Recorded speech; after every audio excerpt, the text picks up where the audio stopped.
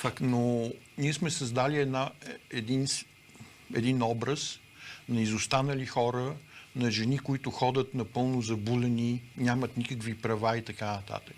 Знаете ли, че в Иран 64% от професорите са жени? И това са професори не по богословие, това са професори по физика, по математика, по инженерни науки, медицина. Те почти 70% от медиците в Иран са жени. И ние си мислиме, че те са някаква изостанала държава. Извинявайте, как ще правят тези ракети, които всичките ни очудиха, как те всъщност успяха да спрат Америка? Ако нямат високо образовани хора, ако нямат изключително добри физици, инженери и така нататък. Трагедията е в момента, наскоро четох една статистика за Германия. Има 7 професори с катедра професори по ядрена физика и 120 професора по джендър стъди. Къде сме тръгнали? Какво ще произвеждаме? Какви ракети ще правиме?